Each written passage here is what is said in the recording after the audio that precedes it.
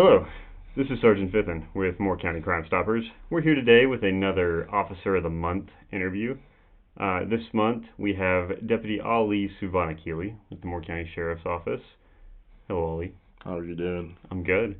So this month we're actually a little bit behind schedule. So Deputy Souvannakhily is our Officer of the Month for the month of September, but we've been very busy. So at the time that you'll be watching this, you'll notice that it's actually after September 2022.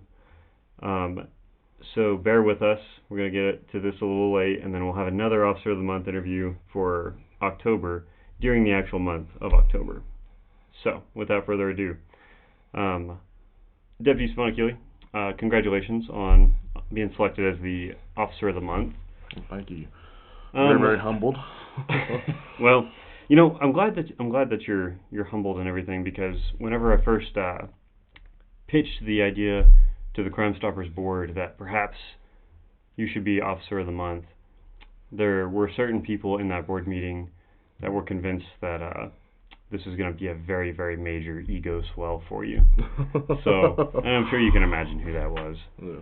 But anyway, yeah, congrats. So the first thing I want to talk to you about is you're here today, one, because you have an outstanding service record, like all the Officers of the Month that get selected, but two, you were recently involved in a vehicle pursuit that I believe, if I'm not mistaken, was initiated by our friends over at the Texas Highway Patrol. Can you tell us about that? Pretty much, we get a radio call. I was about to go home, and of course, you know me. I'm always the last one to go home on shift, and that gets me into more trouble than it does anything else. Yeah. But pretty much, we just get a call that Texas Highway Patrol is in a pursuit in Hartley County, headed into Moore County. It was myself, Deputy Sterling, and Sergeant Jolly, and we all set up spikes right there on the west side of town on 87, waiting for the vehicle to enter the county. The vehicle avoided our spikes, so we had to continue on through the city of Dumas. Eventually, I was able to cut the vehicle off on South Dumas Avenue. I was actually the fifth vehicle in the pursuit, and then I turned into the first vehicle in the pursuit. How that happens, I don't know, but I cut them off on South Dumas Avenue. We were able to stop the vehicle and arrest the suspect. Awesome. Obviously, there were some warrants and other stuff involved in that. Probably why he was running. We get into a lot of vehicle pursuits here in Moore County. This is part of the state, and we do. Well, it's my understanding that I think, as far as law enforcement officers in Moore County, Texas go, I think you actually have the record for being in the most vehicle pursuits. I think I have the record based off of my time on the streets and the amount of vehicle pursuits. I believe Deputy, now Sergeant Sterling, has more than I do, and Lieutenant Jones. But outside of those two, I think I have everybody else beat by a long shot. Okay. Yeah. Well, I know you've got a lot. How many do you have? Do you know? I lost count at about 13, 14 pursuits in my career. Yeah. Once you get into the teens, that's car chases aren't something you get into every day, but they do happen. And to get, how long have you been a cop? I've been on the streets. I'm going on year 6. Year 6. So 6 years on the streets, and to already be in the teens on pursuits, it's pretty good. Mm-hmm. So very nice. Well, yeah. So like you said, I guess this pursuit is ended, and suspect was taken into custody. So all good, happy day there for all but one. There was another question that I wanted to ask you about that pursuit. So for the audience, whenever we're talking about vehicle pursuits, the way that a lot of police officers are trained in the police academy is when you're in a vehicle pursuit, you notify your dispatch what number unit you are in that pursuit, so that everyone can keep track of you. So for example, if we've got the suspect vehicle and he's speeding away from us, but you're right behind him, that would make you unit 1 in the pursuit, and so on and so forth. But I wanted to ask you, how did you go from unit 5 to Unit 1? How does that happen? Without jumping anybody? Without jumping anybody. Well, the vehicle tried to go down a side street, and I knew, based off the geography of where he was at, I knew that he had to come out of one of two places. Okay. And even if he didn't come out to where I was at, he was Yeah. going to go the other way. Okay. And I would have still been there to assist. But he Okay. just happened to come my way. I was able to cut him off. Gotcha. And we were able to actually secure him. We were actually able to block him off into a parking lot. And he was trying to get back on the highway. Yeah. We prevented him from getting back on the highway. We isolated him. Me and Texas Highway Patrol and game wardens were able to isolate him. Good. And push him into a street to a dead end. And I believe he had some damage to his vehicle as well, and then he ended up just giving up. Okay. So, Yeah. but yes, just kind of thinking on the fly. I mean, you're obviously in vehicle pursuits. Our adrenaline's going up. Sure. It's one of my, it's one of the most dangerous things that we do in law enforcement.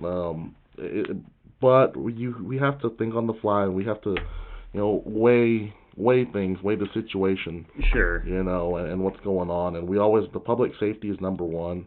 Mm-hmm. And, and a lot of times the way that he was driving, I mean, ending that pursuit was the best thing for the public safety at that point, because he didn't care. He just, so sometimes when they go past that point where they don't care, mm-hmm. they're more of a danger to the public than anything else at that point. And we have to figure out a way to end it with with quick thinking like that. Mm-hmm. I've seen spike strips usually Sure. work, roadblocks. But even we weren't in a position to do a roadblock or spike strips in the middle of town like that. No, it doesn't really work. So just quick thinking, is just something that we do every day. And that's good though. Now, whenever you say that he kind of got boxed in at the end of a street, was this guy actually speeding through? Because I actually don't know. Was he speeding through a residential area, or was he like over in like what side of town was he on? He was on the southwest side of town, in the construction zone, and I was able to push him into the construction zone, not physically, but okay. when I cut him off and became the first unit in the pursuit, he ended up driving into the construction zone, which was a win for us because he tried to get out of the construction zone and he wasn't able to. He had one place to go, which was through a parking lot of a local business. And then he cut down a residential street. He started speeding up, and he found the dead end. Yeah. And then he realized that his vehicle was damaged, and he knew that it was... He was getting boxed in and overwhelmed, and... Yeah, no, that tends to be what happens. Was he, without telling me his name or anything, was he from here? No. So he's not a local? No, not local. Okay. Because it sounds like maybe he didn't really know where he was going, but someone who works around here like us, who has knowledge of the surrounding area and everything, I'm glad you were able to cut him off. Yeah, that makes a big difference. I've been to one of the pursuits that I've been into, one of my many. We had one where the subject knew the layout of the county because he's just from here. Yeah. And he wasn't from Dumas, but he was from the area, so he knew what roads to take, back roads and things like that. And that makes our job a little more tricky. But at the end of the day, we were able to get him. Oh yeah. And you can't, you think you could outrun the cop car, but you can't outrun the radio, and you definitely can't outrun a helicopter. No. Usually, if that thing gets spun up in time, it's oftentimes game over. It's game over for the suspect, and we can back off and make it the safest pursuit as possible. Yes. Well, outstanding work. But I shared what little of that story I knew with the Crime Stoppers Board at our last meeting, and essentially all I knew to share was I knew that you had assisted Highway Patrol on that pursuit, and I knew somehow you had gone from like being Unit 5 in the pursuit to suddenly Unit 1, and then you were actually able to cut him off and catch him, and so I just thought that was cool, and the board thought so too, and so congrats. But I guess to end this short little interview, just got some rapid fire questions for you. Okay. Some we ask everyone, and some might be kind of new. One we always like to ask is, what's your favorite junk food? Oh, Big Hunk. Big Hunk. Bars, yep. Okay. Yeah. Why? I don't know. I've always liked them since I was a kid, and and I'm not a fan of peanuts, but the almond ones, you can't beat that. Just something about it. I don't know. That and Dr. Pepper with some Funyuns. Oh yeah. Mm-hmm. Yeah.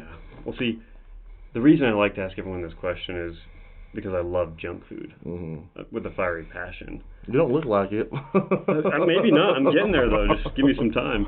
But No, it's fun to me to see what everyone likes to eat, and then I don't know. I feel like you can learn a lot from people. It sounds like it's pretty big hunk. Yeah. Is that also your nickname? No, negative. That is not. Okay. You don't have to admit it on camera. It's okay. Yeah. Let's see. Next question. If you had a choice to either travel back in time or travel into the future, which one would it be and why? Well, you got me there on that one. That's a hard one. I'd rather travel into the future than back in time because Really? my life's not perfect. Nobody's life is perfect. But you know what? Mm-hmm. At the end of the day, if you're truly happy, you wouldn't change anything that's happened in your life. So Yeah. I would never go back in time, but I would definitely want to look forward to see what just kind of take a sneak peek of what I have in store for me, which hopefully is something positive. That was a surprisingly philosophical answer. I was not expecting that. I thought you were going to say something about going back in time to the old West days. Oh, I mean, yes, somewhat. I mean, if you're talking about, to have, to go out and have fun or be a part of something, then I would go back in time. But if you're just talking about me personally, I mean, just if you're just talking about me, I would rather look forward into the future than look backwards in time. That segues into another question. In the future, do you think Texans will still wear cowboy hats?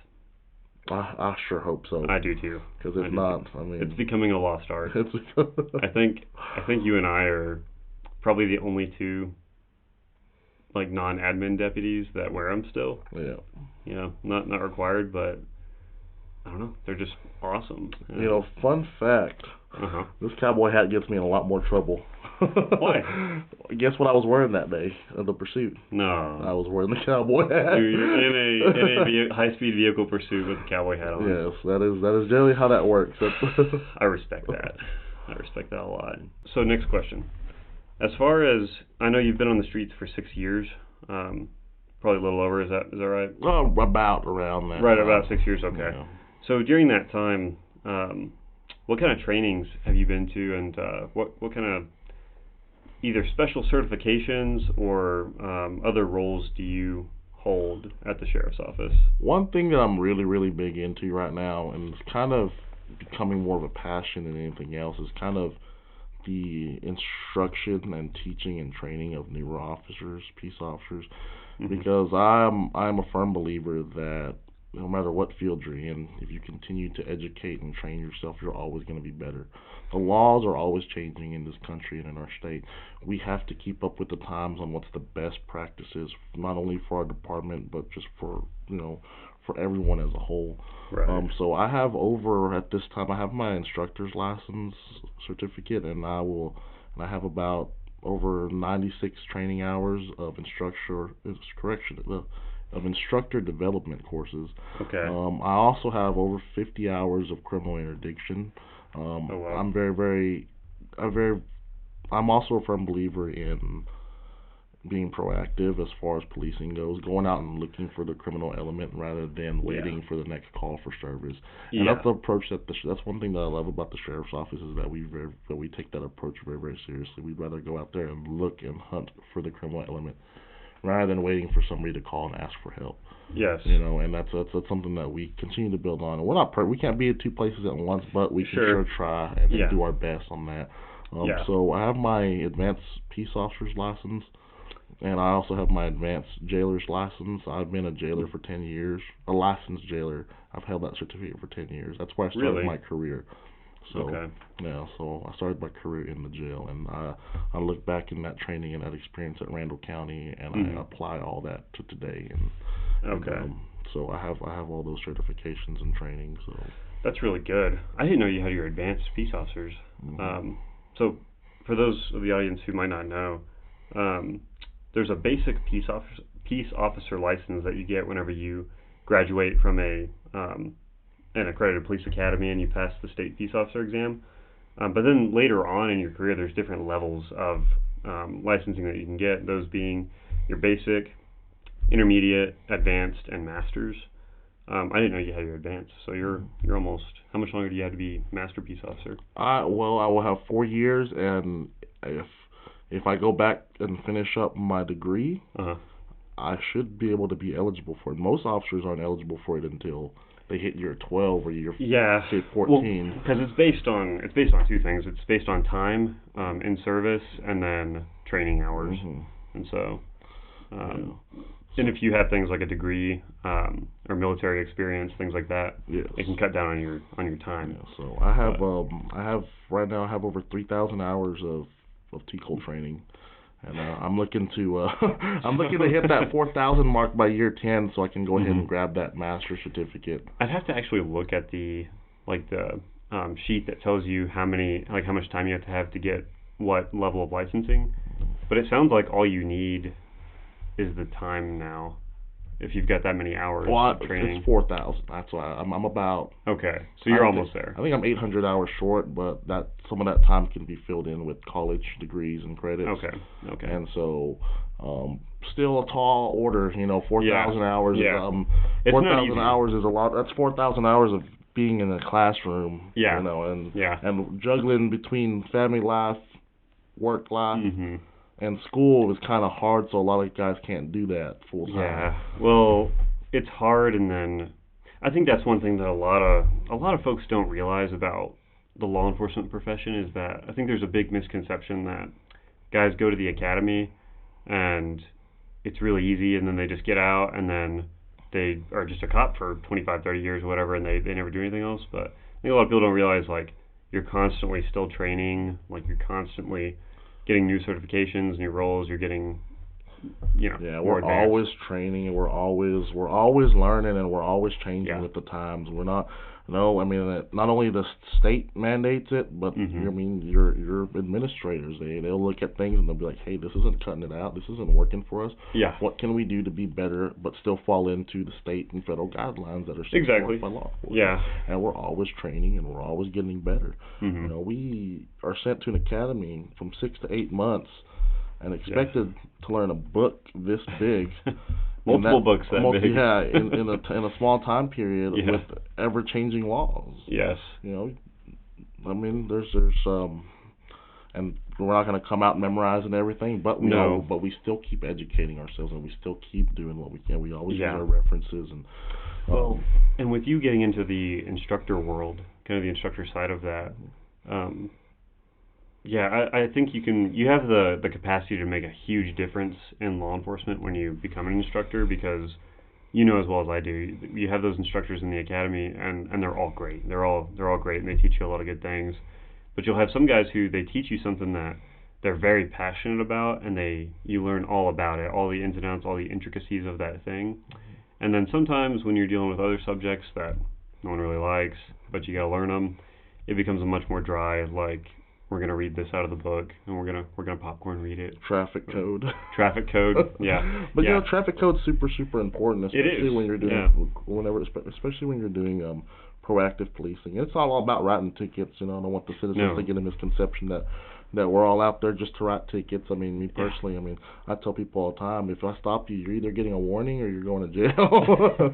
A lot of times that's more how it operates, because especially at the county level, now tickets are, there's a need for them. Sometimes people don't learn their lessons, and sometimes if I catch the same person speeding down a residential 3 times, well, it depends on how bad it is.